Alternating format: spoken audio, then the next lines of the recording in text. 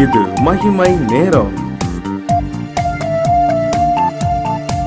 மகிமை டிவி நேயர்களை அன்புடன் வாழ்த்துகிறேன். மகிமை நேர நிகழ்ச்சியின் வாயிலாக உங்களை மறுபடியுமாக சந்திப்பதிலே மிகுந்த மகிழ்ச்சி அடைகிறேன். நாம் தொடர்ந்து உபவாசத்தின் வலிமை என்ற தலைப்பின் கீழே தியானித்து வருகிறோம். உபவாசம் நமக்கு வலிமை தருகிறது. உலக பிரகாரமான ஒரு மனிதர்கள் பார்த்திங்கன்னா எம்எல்ஏ எம்பிக்கள் தன்னுடைய கட்சியில் சில காரியத்தை அவர்கள் முடிவு செய்து அதை வெளியே கொண்டு வர அவங்க என்ன செய்வார்கள், அந்த கருத்துக்களை கொண்டு செல்ல பட்டினியாக அமைதியாக உட்கார்ந்து உண்ணாவிரதம் இருப்பார்கள். காரணம், அவர்கள் சொன்ன அந்த கோரிக்கை நிறைவேற வேண்டும் என்பதற்காகவே. இந்த உபவாசம் என்பது கோரிக்கையை நிறைவேறுகிற ஒரு உண்ணாவிரதம் அல்ல. அதை நாம் நன்றாக புரிந்து கொள்ள வேண்டும். மகாத்மா காந்தி நமக்கு எல்லாத்துக்கும் தெரியும். இவருடைய போர் எப்படி இருந்த அமைதி போர், கத்திண்டு ரத்தமின்று அப்படி சக்தி அப்படி உட்கார்ந்து பட்டினி போர் என்று சொல்லுவாங்க. அதன் மூலமாக தான் இந்தியாவுக்கு சுதந்திரத்தை கொண்டு வந்தார் இந்த காந்தி. அதே போல தான் இந்த உபவாச நாளை ஆசரிக்கிற நம்மளும் இந்த கிறிஸ்தவ வாழ்க்கையிலே ஆவிக்குரிய வாழ்க்கையே நமக்கு நித்தம் போர் உண்டாகிறது. பிசாசினால், உலகத்தினால், மனிதர்களினால் நம்மை சுற்றிலும் போர் நமக்கு உண்டு. இப்போது இதிலே நாம் வெற்றி சிறக்க என்ன செய்ய வேண்டும்? அமைதியாக உட்கார்ந்து போர் செய்ய வேண்டும். நினிவே மக்கள் தெரியும், யோனா என்ன செய்கிறார், நினிவே மக்களிடம் போய் சொல்லும்போது அங்கே ராஜா அப்படியே கீழே உட்கார்ந்து தன்னுடைய ராஜ உடையை கூட எடுத்துவிட்டு உட்கார்ந்து உபவாசம் அதை ரெட்டு உடுத்தி மண்டாடுங்க கர்த்தர் மனஸ்தாபப்படுகிறார். நம்மளுடைய உபவாச நாளும் கர்த்தர் நமக்காக நாம் செய்த பாவத்துக்காக மனஸ்தாபப்பட வேண்டும். ஒரு குட்டி பிள்ளை இருக்கிறது, அந்த பிள்ளை அழுகிறது. ஏதோ ஒரு கடைக்கு போகிறோம், ஏதோ ஒரு காரியத்தை கேட்டு அழுகிறது. நம்ம அந்த பிள்ளை அழுகைக்காக வாங்கி கொடுப்போம்.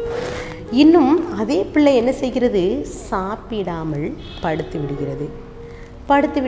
ஒரு நாள் சாப்பிடலை, 2வது நாள் சாப்பிடலை, 3வது நாள் சாப்பிடலைன்னா, அந்த பொருள் எனக்கு வாங்கி தரலன்னு நான் சாப்பிடலன்னு சொன்னால் என்ன செய்வோம்?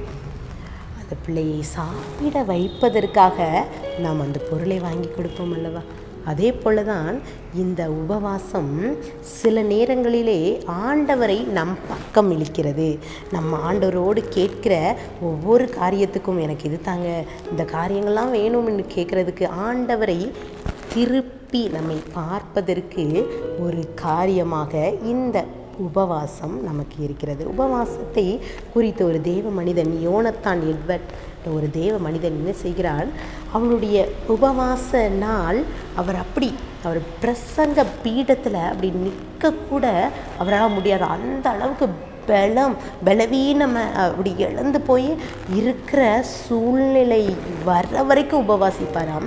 அவருடைய ஒரு பிரசங்கம் எப்படி இருக்குமா, அவருடைய பிரசங்கத்தை கேட்டவர்கள் அப்படியே இருதயம் குத்தப்பட்ட நிலையிலே மனம் திரும்புகிற பிரசங்கமாக இருக்குமா. ஒரு முறை அவர் பிரசங்கம் செய்யும்போது அங்கே இருந்த ஜனக்கூட்டத்திலே சிலர் உணர்வடைந்து அவர்கள் உட்கார்ந்த நாற்காலியையும் அந்த தூணையும் பிடித்து கொண்டு அப்படியே நரகத்துக்கு சென்று விடுவோமோ என்று பயந்து அதை பிடித்து விடுகிறார்கள். காரணம், அவருடைய உபவாச ஜெபம் அவருடைய வார்த்தையிலே வல்லமையை உண்டாக்கி மற்றவர்களை உணர்வடைய செய்ததாம். இந்த உபவாசத்திற்கு நிச்சயம் பவர் உண்டு. பாருங்க, இங்கே வேதாகமத்தில் சில தேவ மனிதர்கள் உபவாசித்து பல காரியங்களே வெற்றி சிறந்திருக்கிறார்கள். இங்கே தானியேல் அவனுடைய வாழ்க்கையிலே அவனுடைய உபவாசத்தின் அனுபவத்தை குறித்து நாம் தியானிக்கலாம். தானியேலை குறித்து நாம் பார்த்தால் அவனுடைய எல்லா சம்பவங்களும் அவன் முதலாவது எடுத்த தீர்மானம் இருதயத்திற்கு தீட்டான காரியங்களை ஒதுக்கி வைக்கிறார். சாப்பாடு அவன் தெரியும், அவன் முதல் ஒதுக்கினதே சாப்பாடு தான். அவனுடைய உபவாச அனுபவம் மிகவும் சிறந்தது. 21 நாட்கள் அவன் உபவாசிக்கிறான். அவனுடைய எல்லா காரியமும் தெரியும், அவன் ஜெபத்தை குறித்து தெரியும். அவன் 3 வேளை ஜெபிக்கிறான். அவனுடைய தீர்மானம் போட்ட பிறகு 3 வேளை ஜெபிக்கிறான்.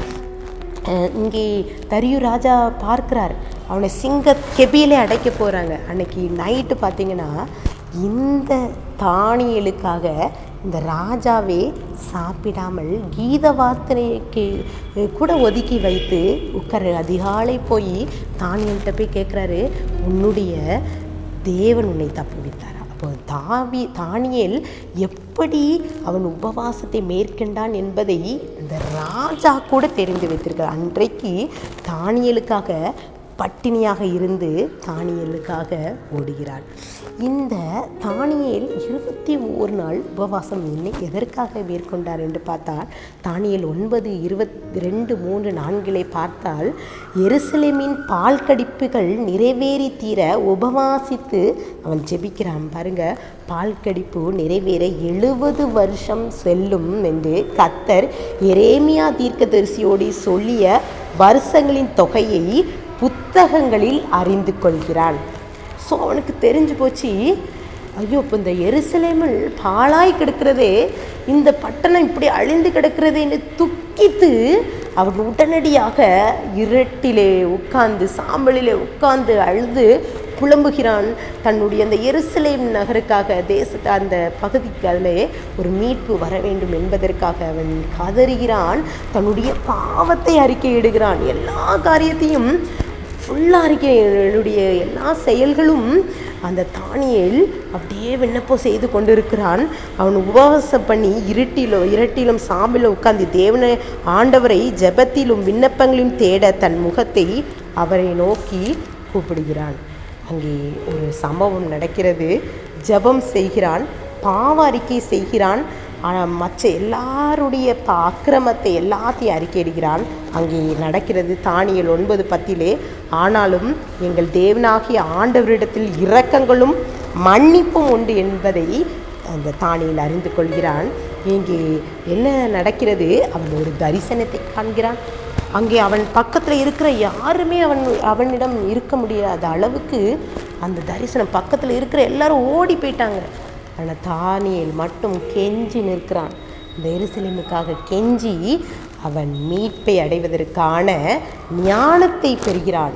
இங்கே தானியேல் புஸ்தகத்திலும் இன்னும் அதிகமான காரியங்கள், சம்பவங்கள் இந்த தானியேலுக்கு கர்த்தர் வெளிப்படுத்துகிறார்.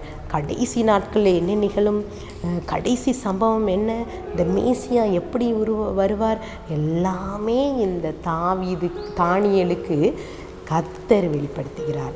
அதற்கு காரணம் அவனுடைய 21 நாட்கள் ஜெபித்த அந்த உபவாச ஜெபம்தான். நம்மளும் கூட சில நேரங்களிலே கண்கள் அடைக்கப்பட்டு இருக்கலாம்.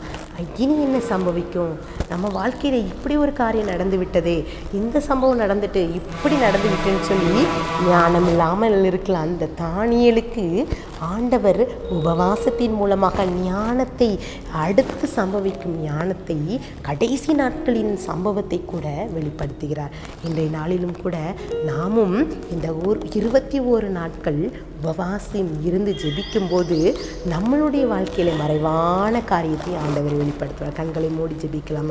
அன்பின் பிதாவே, எங்களுடைய வாழ்க்கையில் மறைவான சம்பவங்கள் அநேக காரியங்கள் இருக்கிறது. நாங்கள் பயந்து திகிலடைந்து இருக்கிறோம். தானியேலை போல திகிலடைந்து உம்முடைய சமூகத்தில் கெஞ்சி நிற்கிறோம். எங்களுக்கு மறைவான பொருட்களை எங்களை வெளிப்படுத்துங்க. அந்த ஞானத்தை இன்றைக்கு தாங்க. அந்த காரியத்தை உம்மோடு நாங்கள் இந்த உபவாசத்திலே பெற்றுக்கொள்ள கிருபை தாங்க. எங்களையும் உடைய சமூகத்திலே தாழ்த்துகிற வெறுமையாக்குற மீட்பர் மூலம் கேட்கிற பிதாவே, ஆமென்.